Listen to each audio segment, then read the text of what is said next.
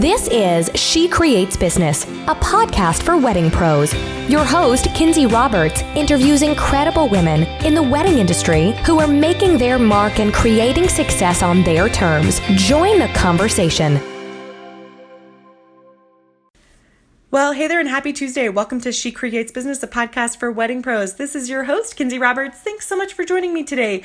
It is in fact Tuesday, July 4th, and as this podcast episode airs. So if you are living in the grand old US of A in America, we are celebrating our birthday. So happy birthday, America. I'm so grateful to live in this country, and I could just not be more appreciative of the freedoms that I have. So hope you are celebrating wherever you are with a barbecue or time at the lake, whatever that is. Today, it is Tip Tuesday. Every Tuesday this summer, I'm coming at you with a short 10 to 15 minute episode where I share a tip of something that I am trying in my own wedding business. So short, snackable size content pieces where you can kind of see what I'm doing in my wedding business and see if it does or it could apply to yours, or maybe it's something you want to test out in the future. Today, I'm chatting about testing Pinterest ads, so paid Pinterest ads. I want to talk to you about 3 ads that I've run in the last year and how they performed, and why I'm comparing the 3, even though 2 of them aren't directly related to my wedding business. I think it's important to talk about them because they did perform better than the ad that I ran for my wedding venue, and I have an idea why. So I wanted to share that with you to see what your thoughts were. Okay, so let's get into the types of ads that I've run in the last year. The most recent ad that I ran was for Vista View Events. So that's my wedding venue in Colorado. I ran a completely image-based ad. It was about the length of an infographic. There was no text on the graphic. It was just the interior of my wedding venue.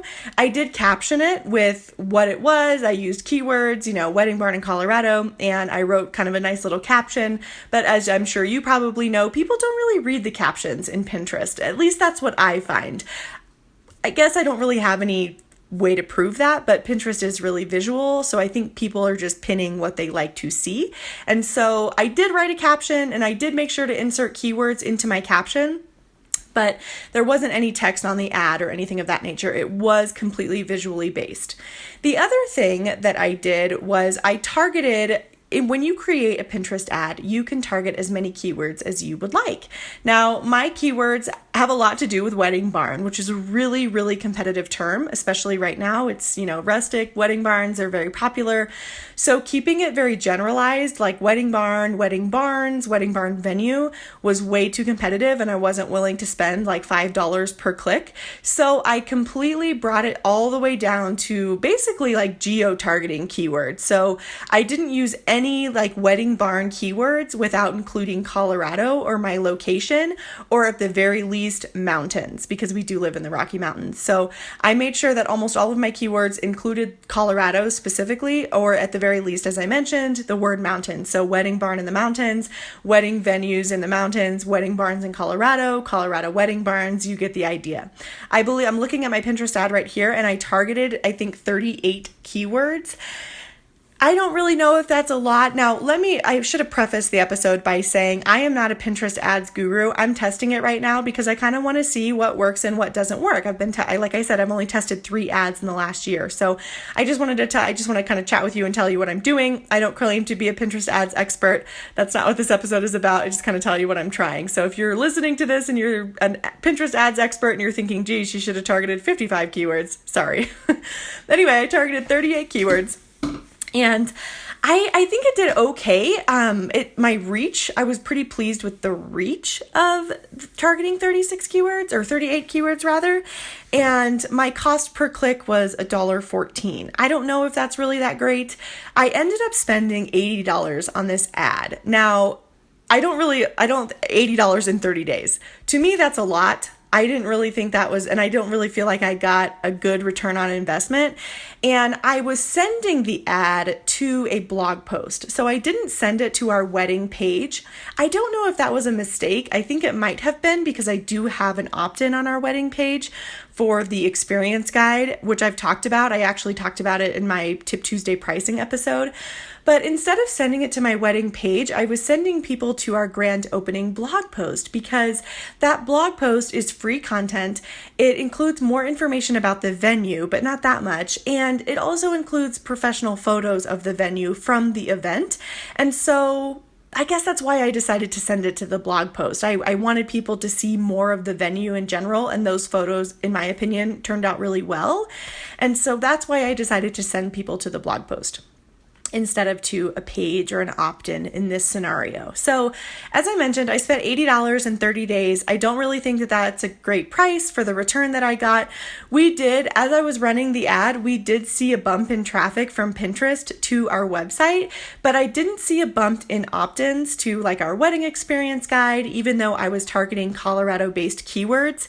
And I don't really feel like that ad was successful. Again, I don't have anything to compare it to because I wasn't doing an A/B test on this ad specifically. So an A/B test is, running two ads at the same time and only changing one element. So if I wanted to run an A/B test, what I could have done was do everything the same, the photos, the caption of the Pinterest ad, the targeted keywords, and then maybe change the link that I was sending the Pinterest ad to. So instead of sending it to the blog post, I could have sent it to the wedding page. I didn't do that, so I don't have anything to compare it to, but comparing to the two other ads that I've run on Pinterest, and I'll tell you about those in just a second, I don't really feel like this ad was successful, and I think I know why. So the other ad that I have run this year wasn't for VistaView events. It was actually for this podcast and for She Creates Business.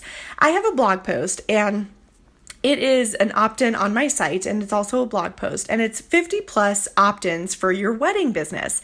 And I really mean that, but for your wedding business. So the opt-in ideas are for couples, for brides, for people planning their wedding. It's not for like the business of weddings, how we're all listening to this podcast right now, which is like the business of weddings. It's actually for the people we serve in our wedding businesses.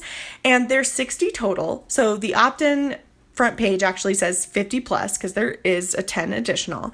And I have a blog post on my site that lists the 50 opt-ins. And then if you want to get the extra 10 for 60 total, you have to opt into my email list. So I ran a Pinterest ad to that blog post. So anyone who landed on my site from that Pinterest ad got 50 opt-in ideas, and which I feel like is a really good free content. If they wanted to opt in to get 10 additional ideas, they totally could do that. If they didn't opt in, they still got a lot of value, in my opinion. And that ad did really well. I only spent $23.36 on that ad, and I got, let me see here. I got 32 opt-ins from that ad. I ran it for 30 days, and all of these ads I ran for 30 days. So I ran that ad for 30 days. I got 32 opt-ins, yeah. And I feel really good about that. So I basically, for those leads, and it's hard for me to say lead because it's not like I was trying to sell them anything after that, but it did grow my email list in 30 days. So I got, just over one person, basically one person per day opted in for a month, which is cool. And just from this ad. And then I was able to, and I spent less than $1 per opt-in. So less than $1 per email lead. So I was really happy with that. Now, notice the difference between this ad and the ad that I ran for VistaView events. The ad that I ran for VistaView events, as I mentioned, it was purely image-based. I didn't have any text on the actual Pinterest image. It was just photos of my wedding venue.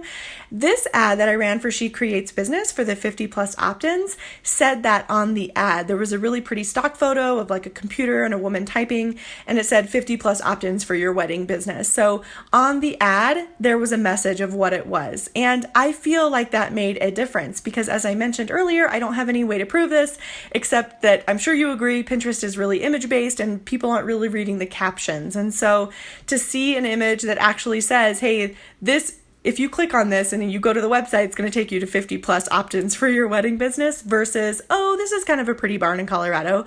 I think that made a huge difference. And that's why I got more clicks on the on the She Creates Business Pinterest ad. And I also was a little more diligent in, okay, what do I want this ad to do for me? And I wanted that ad to build my email list. So I sent it to a blog post that had an opt-in inside. When I sent the VistaView events Pinterest ad to just a blog post, all I was doing is gaining traffic to my site, and I didn't have a way to follow up with those people. So because I didn't, include an opt-in in that blog post. So yes, they became traffic to my website, but I didn't do anything to kind of retain them. Now, the one thing that I could do, and I'm not going to go down this rabbit hole, but the one thing I could do now that they're website visitors is retarget them with my Facebook pixel. That's something that I could do. I haven't done it yet, but as in terms of we're just talking about Pinterest today, in terms of just the Pinterest ad, I didn't do anything to nab those visitors. I just got additional traffic for 30 days on VistaView events. So there's that. Okay. Now, the final ad that I ran, and actually this was like a year and a half ago, so I bet you didn't know this, but at the beginning of 2016, I was doing a little stock photo selling on Creative Market, and I had a little shop called the Stock Shop Girl. I still own the URL. I know, I'm an idiot. I don't know why I did that. I did not like it. It was fun to create pretty images, but I just wanted to use them for myself.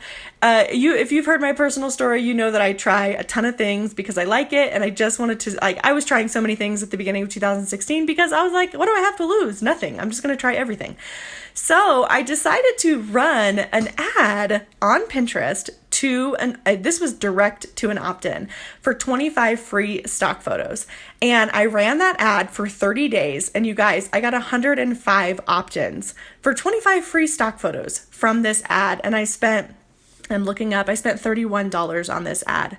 And in 30 days, I got 105 opt-ins for 25 free stock photos. Can you believe that? I don't know what the difference is. I think it's a combination of stock photos are really popular right now. They were free. I feel like 25 is kind of a big number. I don't see a lot of people giving away 25 free stock photos. I mean, I do. I personally do because I use a lot of stock photos, so I'm always trolling for free stock photos. But yeah, 105 opt-ins. Can you believe that? And what's interesting is I did actually get some return on investment with that because when I decided to close down the Stock Shop Girl, I was like, I'm not really interested in this. I was totally looking at other people doing stock photos and that looks really cool. I guess I'll try it too. It was not a passion of mine. It was just something that, you know how sometimes you see someone doing something and you're like, well, it seems to be working for them, so I'll try it. In full disclosure, that was me. So once I decided to close the Stock Shop Girl, I sent an email to that list that I had gained through Pinterest, plus other people who'd opted in, from Etsy and stuff like that, Creative Market. And I just said, hey, I'm doing a stock photo sale blowout. You can have all of my stock photos. I think I charged $47 for over 100 stock photos or something. I don't remember the exact price, but I sent it out to that email and I made 20 sales in 10 minutes. And I totally made my money back plus on that ad. And I shut down the Stock Shop Girl and I haven't done anything with it since, except for one thing. And I'm going to tell you about that in a second. And I don't know, that ad was really successful. So I think the lesson here, for me, in my opinion, the lesson that I learned is that your Pinterest ad and your Pinterest photo in general has to have text on the photo.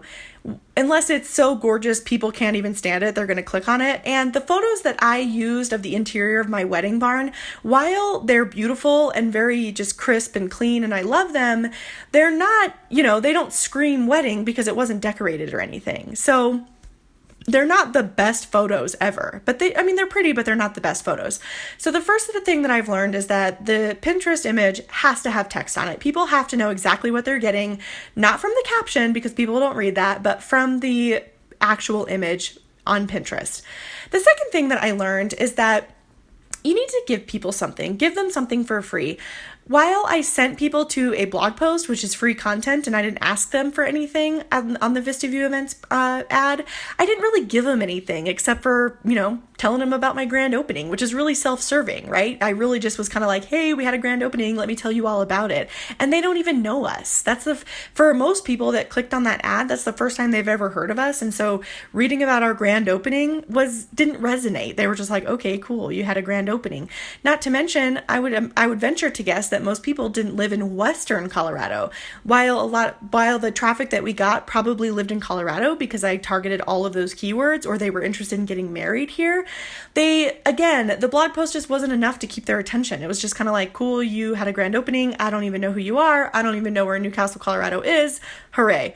So not great, right? Didn't do a good job on that. And then finally was, as a business owner, you got to do something to keep your traffic, keep them on your website, keep them coming back, or be able to communicate with them again. So I gave away something for free in those 2 ads that I ran, one for the Stock Shop Girl and the other for She Creates Business. I gave away something for free that I feel like was really valuable. So 60 opt-in ideas or 25 free stock photos.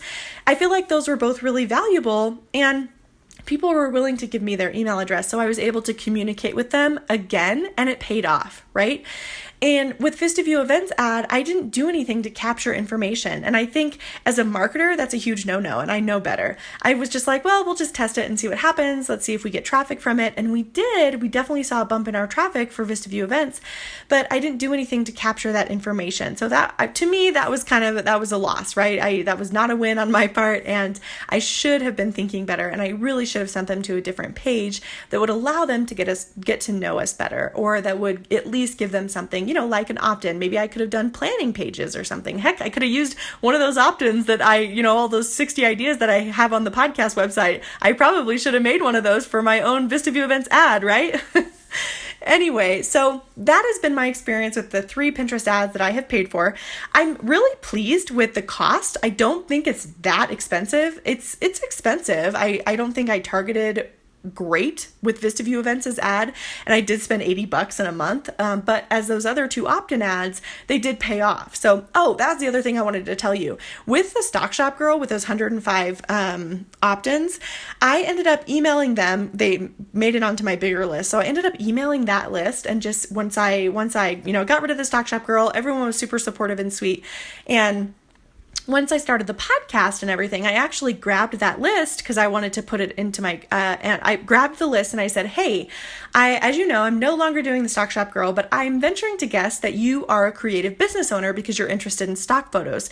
If I'm right, you might be interested in my new project, She Creates Business, a podcast for wedding pros. So when I launched the podcast last year, I was like, hey, I have, over 150 people sitting on this email list. I'm going to see if they're interested in my podcast and allow them to opt into my email list, because I couldn't just add them. That's illegal. Allow them to opt in to my podcast email list if they wanted to. And you guys, like 75% of them did. That's great, right? Like I definitely had 25%, unsubscribe, but like 75%, I'm actually going to look at the numbers right now because I have my ConvertKit open here. Okay, 73.5. 73.5% of people from that list opted in to my podcast email list. And so it's paying off again, right? Anyway, so all that is to say, thanks for hanging out with me today. That's kind of what I wanted to tell you, that I'm trying on Pinterest right now. I am definitely not done testing Pinterest ads. I really feel like Pinterest ads are a sleeping giant. If you haven't heard, Facebook has said multiple times, I learned this from Mari Smith, I believe I heard this from. Facebook has said that they're going to basically run out of places to show your ads, like at the end of this summer, because so many people are using Facebook ads now. So I really feel like Pinterest ads are a sleeping giant, and I really want to get good at them. So I'm excited about them, and I'm actually digging more into a course that I bought. Haha, I know you're laughing right now, like, Kinsey bought another course. I know, I'm ridiculous. Not recently, I actually got it like last year, but I'm digging in a little bit more to it this year so I can learn more about Pinterest ads. So I will talk to you about the course and my more experiments on Pinterest ads in another Tip Tuesday episode. But until then, I hope you have a great Tuesday. Happy 4th of July if you're in America. Also Canada, happy 150. That's a big deal. And I will see you guys on Thursday. Thank you so much for listening to She Creates Business. Please take a minute and head to iTunes to leave an honest review so we can help more wedding pros find the show.